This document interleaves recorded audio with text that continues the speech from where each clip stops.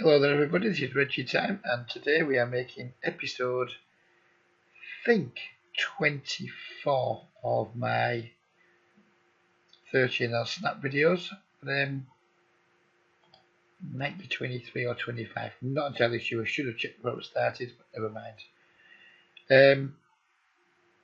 Getting cold called out of the big blind is not that much fun in this spot here, straight into the action. I think we're going to see better. Two back doors, and I'd like to keep the initiative.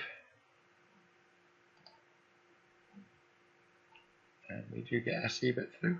I think something I've been working on lately is increasing my c-bet frequency. It's dropped, in my opinion, too low.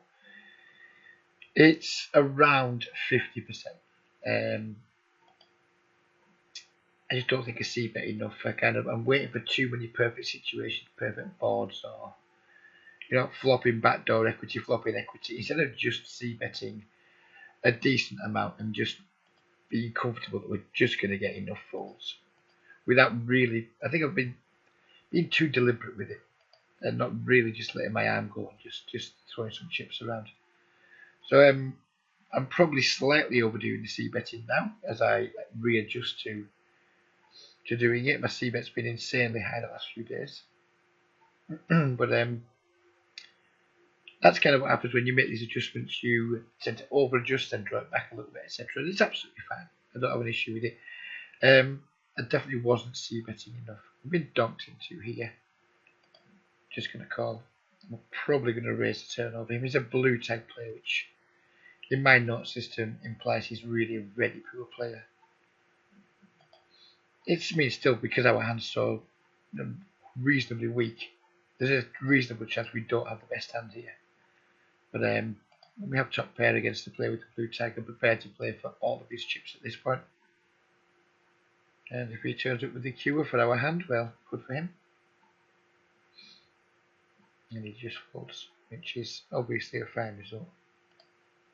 See the 6 on this board. That seems pretty obvious. We don't really have that much show. We can't really, if we just check all the way down, we maybe win. Again, I think we probably want to be c-betting that board most of the time. So in this video, most of my videos lately have been aimed very much at nano stakes, micro stakes, beginners and losing players. This video is just going to be me doing what I do when I'm playing to grab feedback from some experienced players on anything that they see, but also to try and obviously get myself some extra coaching work. The coaching work has dried up a little bit lately because I tried to launch a Twitch channel and it didn't really work out. I didn't understand just how much effort went into it for really there wasn't much upside for me. So I let a lot of the people not a lot of people I was coaching, but I didn't go out recruiting anyone for such a long time, and people finished working with me. We went through the process that we go through with me, and I went from having 20 odd players, excuse me, and having 20 odd players to maybe down to around 15, just through people just finishing up with me. That time was done. We'd done the sessions that they paid for. I took them to the place that I think I could take them to. Don't want to raise here. We do. Took them to the place where I wanted to take them to, or when they wanted to get to, and kind of just done with it. And because I was concentrating on Twitch, I wasn't focusing on grabbing some new students. Now I'm very much, winter's coming, the dark nights are coming. I have a lot more time for all things poker, and I am actually now looking to take on maybe 2 or 3 students for the beginning of next month, for November time. So yeah, there are going to be a lot of videos, can be a little bit of self-promotion. Hopefully I'm going to play well in the videos and people are going to think, yep, I could use a session with this guy. You will, if you go to www.reggitimepoker.com, you will find my rates there. They are very reasonable. The one-off sessions are my most expensive. But if you do take 3 or 5 sessions, I think you drop to a very Well, I think my best one-off session price is very reasonable at $35. A session typically lasts about 70 minutes, 60 to 70 minutes. But if you go ahead and buy 3 or 5 sessions, you really do get some quite nice discounts. It turns out the cheapest rates at 5 sessions is just $25 per session, which I genuinely think is incredibly cost effective for you, whatever limits you're playing. We're going to raise this top right here for value. If we get 3 bet, we're probably going to get it in. Won't be too pleased on that board to get it in because there's not too many draws that a player can have on that board. But not really in the business of folding over pairs versus people who take funky lines. As Judge Judy says, if something doesn't make sense, it's not true. That's not always you can't always follow that logic in poker, but I think it does. It certainly has some merit. Things that don't make sense, particularly from players who you know aren't solid regulars. And usually the times where you can probably get a little bit curious and a little bit widen your ranges somewhat, both in the terms of that the ranges that you're raising for value, your calling ranges, just generally widen everything. Once you see a player that you're not familiar with, or someone you suspect isn't a regular taking a funky line, I think it's fine to just say, well, whatever, close to the top of my range, let's just get the beans in and see what happens. It's not a perfect science. Poker never has been and never will be a perfect science, regardless of how hard people try to make it that way by going down game theory routes, etc. It still isn't a perfect science. It definitely isn't a perfect science at the limits that I play. 25 and L, 50 and L, 25, 30, 50 and L. But there's enough flat out bad players and weak regulars to make not trying to play game theory optimal the best route. I think GTO definitely has a place in poker. Game theory, sorry, not GTO. I think it really does. In tough games, I think it's having a good grasp of it is pretty mandatory. Don't believe that to be the case.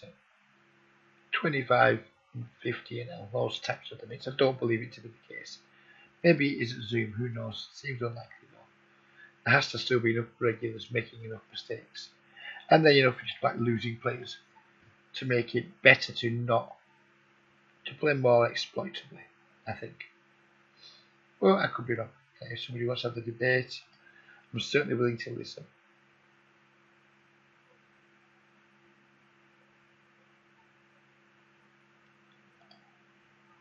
It could have just been falling out on a chop there, but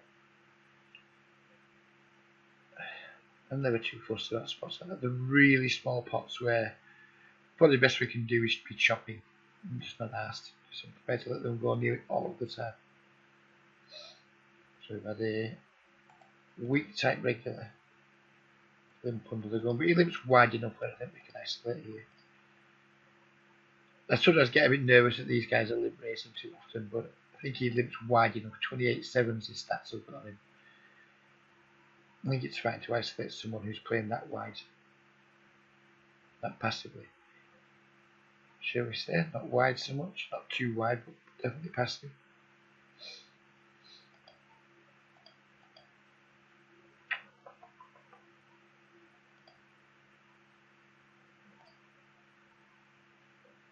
Oh, we flop a straight. How nice.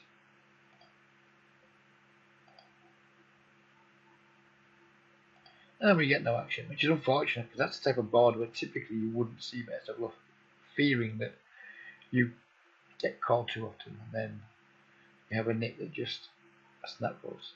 And if you ever hear me saying the word nit, it's not meant in a derogatory way, because as many of you will know who watch my videos, I'm not exactly the loosest player on the world myself. So if you ever hear me calling somebody a nit, it's not meant as a derogatory term. It's just how I define the difference between a tight player and a very tight player.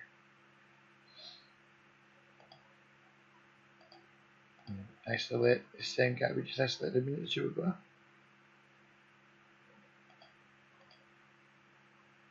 And we don't flop anywhere near as well this time. But we do have a little bit of equity, so I think we can still make a C bet. I don't expect to fold too many pairs here, but we can barrel in the 8, 10, Jack, Queen, King or Ace. There's plenty of ways we can remain aggressive in the pot, should we want to.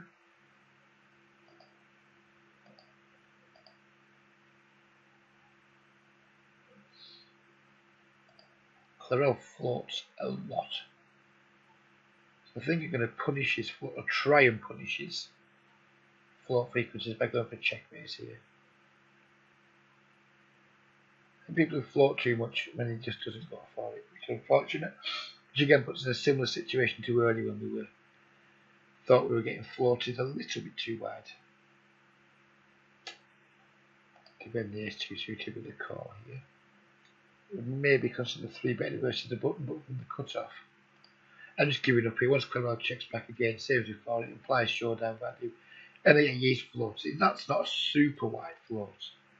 But the guy had no pair and he still calls. So yeah, I kind of know he's floating too wide. But if he's not going to follow up his floats with bets with those types of hands, and maybe just start double barreling him more, rather than going for check raises. So that's maybe something that I've learned about Cleros. So I'll certainly go and look at to try and figure out how often he's betting turns in position after floating flops. Because if he's not betting too much and he's floating too wide, then I think we can start double barreling much more versus him.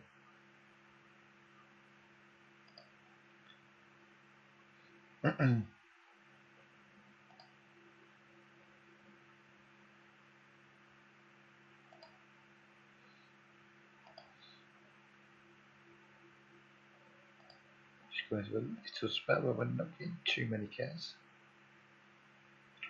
This guy's really quite bad. Not very high VPIP. King 8 suited. There's going to go. It's tempted to continue playing those hands against really bad players. I like to try and play as many pots with really bad players as I can, but King 8 suited, even though he's bad for us, he's someone under the gun. I think we can probably just let that go. It's probably profitable to play it, but I'm fine just letting it go. Or two very tight players in the blinds here, so I expect a ton of folds. Yeah, I'll be opening pretty much any 2 versus these 2. I didn't mention that because of my hand strength. I mentioned it because literally against these 2 guys, I would literally open any 2, 7-2 off, 3-2 off, because they are just both so tight. We just get a bunch of folds from them. So my ranges are definitely dynamic, and I'm not going to bother opening pairs anymore. I didn't enjoy it last time we did it with the 5s. It's not much fun when the rabbits got the gun. So my range are definitely dynamic. I look around tables and they'll absolutely change for the table conditions. Both these guys are somewhat more aggressive. This character is very aggressive. He used to watch me on stream. We're just not going to try and steal with the 5-7 off.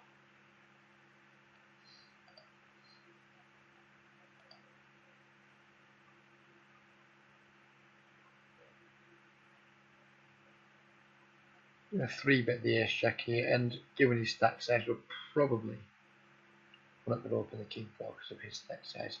Probably going to have to call it off. I would imagine 3-bet folding here versus someone with 30 blinds wouldn't be great.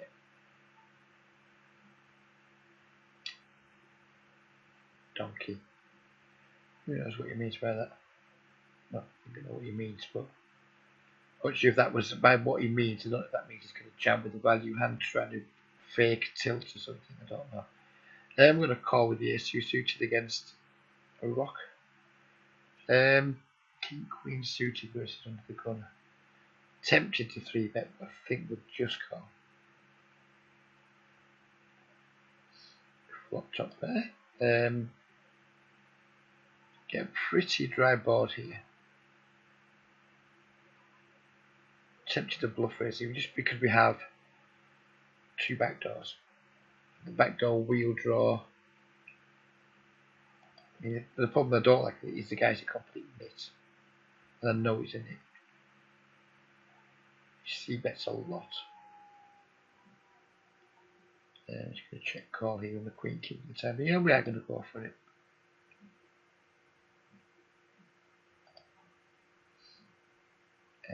Pretty unfortunate turn card. Just because he C bets too much, I think. Even though he's coming from a very, very tight starting point. Still think he does C bet a little too much. So, I mean, this could be a poor bluff, I'm not sure. But if he was C bet much less, I think that'd be really poor bluff. But given that he has a 75% C bet according to my records, we can try and exploit that sometimes, particularly with hands like that where we can sometimes get bailed out on some good run outs when we do get called. It's a very dry board, so he's usually going to have one pair in that spot. So we can apply a lot of pressure. And so these are things you won't usually see me doing in videos, because I do try and keep things as simple as possible for the people that I'm aiming at. But this is a video where I'm just being me. I'm just doing what I do. Just putting myself out there.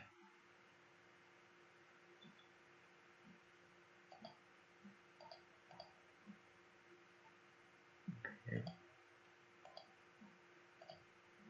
3-bet here. Against him again. He's a very tight player. He's a very tight opening ranges, but it's a button. He's going to be opening the button still tightly versus compared to other regulars open ranges, but it's still the button. It's still going to be opening wide enough, I think, for the 3-bet to be fine there. I'm not convinced by my sizing. I'm really sure where to put my sizing when people min open on the button.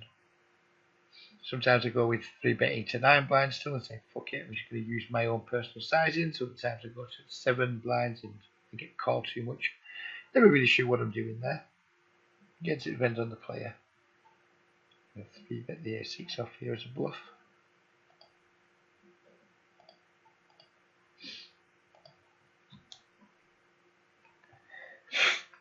We do get called, but we flop an ace, which is hopefully bailing us out.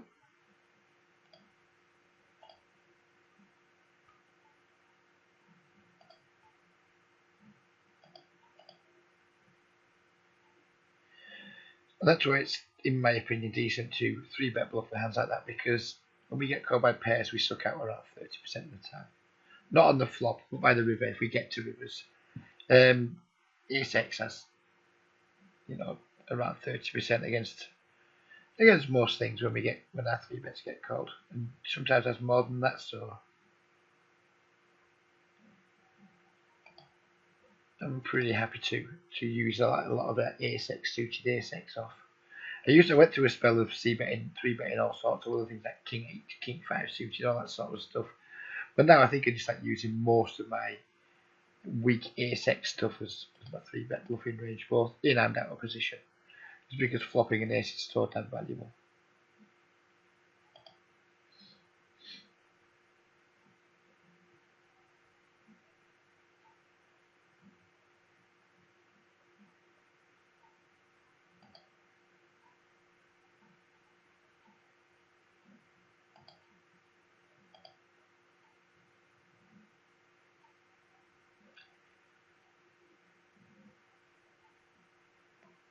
I'm going to ice it here.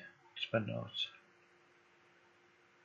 It doesn't really tell me very much, but it does tell me that he's usually, or sometimes plays a short stack. So the fact he has $51 isn't necessarily an indication that he's a decent player, because my note does mention that he has a 20 blind stack. And we flop the nuts, which is damn pleasant. Pretty tempted to slow play here. I'm not tempted to do it, but I understand the temptation of doing it. But there's just so many cards that when you go for your slow play, you think you're doing well, and the 5 of hearts rolls off, or the king or the queen rolls. Lots of cards roll off that just destroy your action. And then you don't actually manage to build a big pot as well, which is what you want to do when you've got the nuts. You can't build big pots when you check. I'm going to make a really quite large bet on the turn here, but less than half his stack. Because if he checks shoves and he calls, I want the betting to be real open to me. So can't make it as large as I wanted to actually.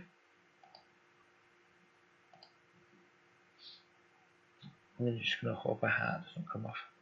Or, even better, we're going to hope dummy raises, which will be incredibly pleasant.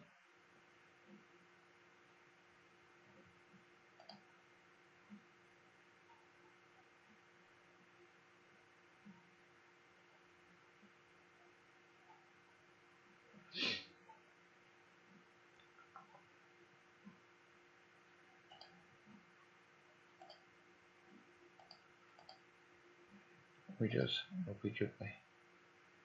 Probably going to be chopping with him, I would imagine. No, I'm not chopping with him. We just take down the whole pot, which is pretty damn nice. It's nice when stuff like that happens. That's just a real cool for him, actually. I feel sorry for him there.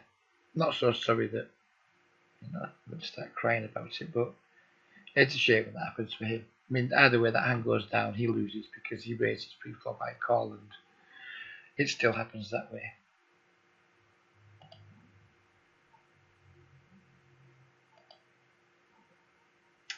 You have a open and straight draw and a backdoor flush draw. You can definitely raise here. And what's my number here?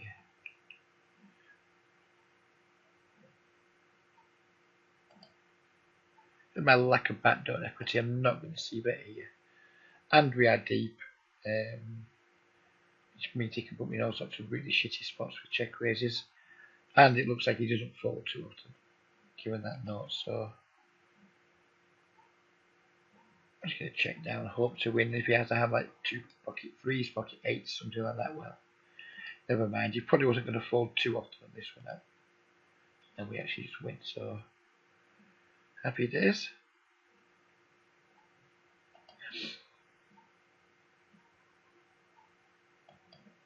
And something that I don't know if it's good or not to do is I will look around now for the next few moments. Well, not for this video, I'll always carry on with this video, but if I was playing my normal session here, I'd be looking around seeing who's deep stacked, who isn't deep stacked. If there's a few deep stacked regulars, I would quite happily just leave that table and reopen the new table, go back to 100 blind stack. If there's some deep stacked recreational players, I would keep my stack. Don't know what people's thoughts are on that, and I spoke to various different people on it. Some people think it's absolutely fine for only going to be playing deep stacked against other similarly skilled players, and what's the point? If other people think it's quite cowardly and what have you. I'm here just to make money. If I think there's a good situation where there's an extremely deep stacked bad player, then of course I'm going to stay super deep stacked. If there's only people with deep stacks like Clarell here, then I've no real reason to stay in a game where I'm nearly 300 blinds deep with somebody who I think is probably a similar ability to me.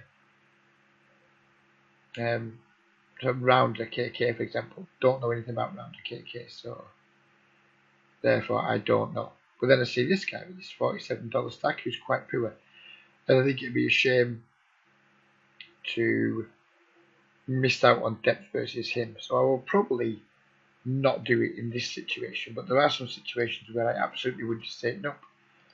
There's no weak players currently with big stacks, so let's just go ahead and reset our stack to 100 big blinds. Right, Mr. Marauder. Do we want to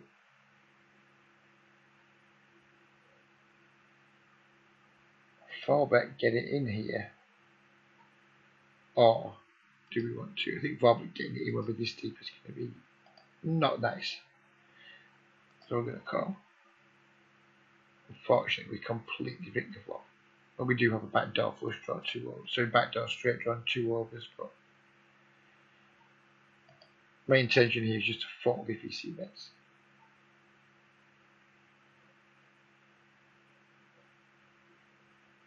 Not bluff because my note did say that he was a post flop calling station, so You're just going to let it pick the pot up and not worry too much about it.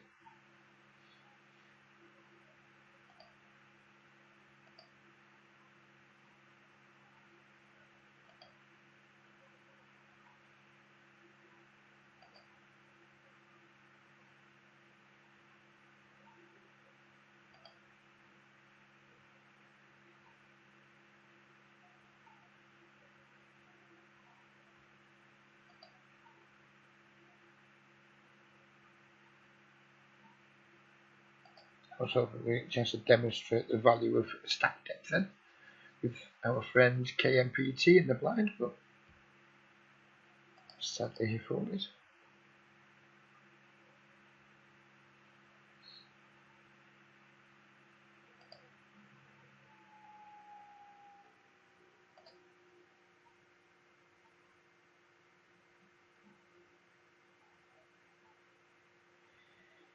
King 10 off.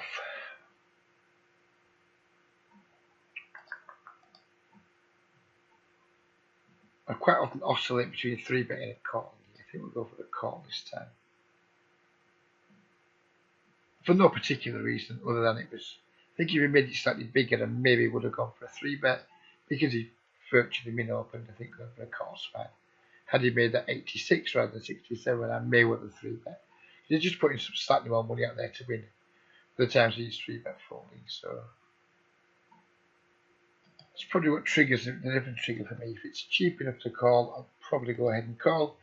If the call's a little bit more expensive, I'll probably go ahead and 3-bet. Not sure if that's a good reason for doing it or not. That's why I do it. Makes sense to me.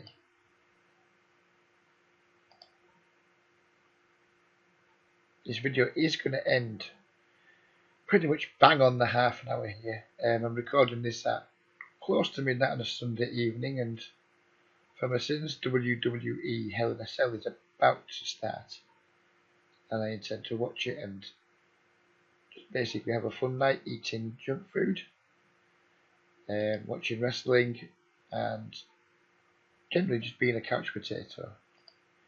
I have an awful lot of fun doing it. I'm going to c-bet, 3-bet quite big here because of the stack depth. I'm not going to allow his min open to force me to make a smaller 3-bet. I'm going to actually make it just bigger, just because we are deep and our bet size needs to reflect the depth that we're at.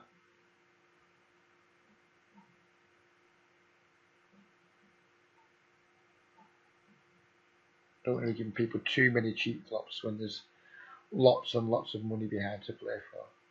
And now we're just going to pot in. I mean, yeah, pot size bet left. I expect him not to fold very often. He just doesn't fold the ace queen. He's drawing dead, which is, or virtually dead, which is pleasant.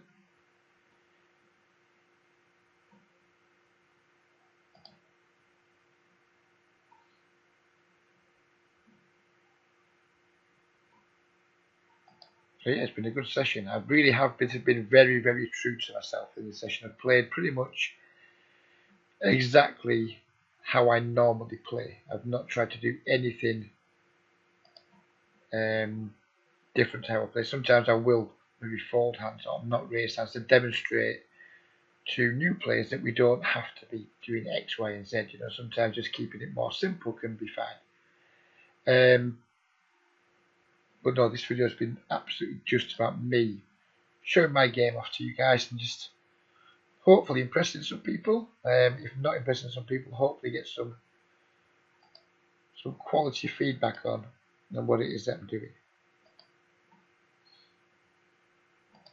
Now we are just going to play around to our blinds and call it a session because we're hankering for some Pringles and men in lycra throwing each other around.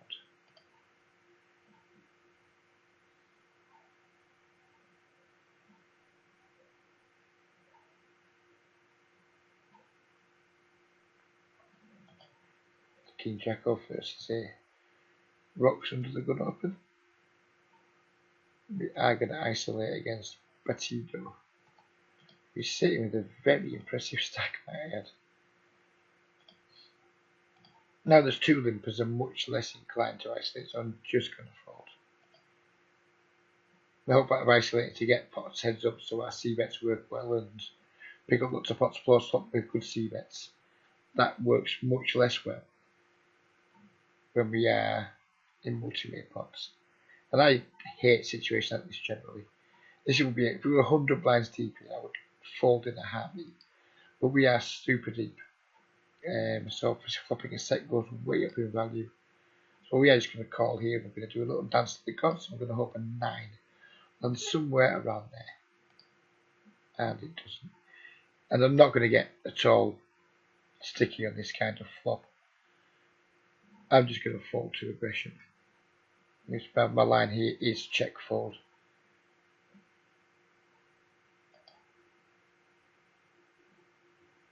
It doesn't give us a chance to check fold, but now we're being counterfeited. My hand is pretty much worthless.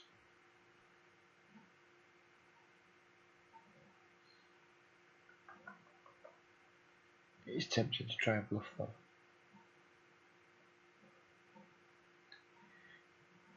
It is tempting. I think he looks like he's got ace king a lot. He looks like he may have been counterfeited too. So yeah, I'm going to go for it. I've changed my mind.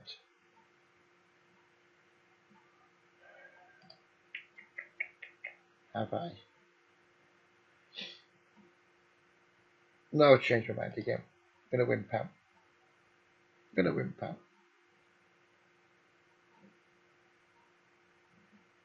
I'm not even sure that he would fold to have that ace king or ace queen on the turn, given that how I've played the hand so far.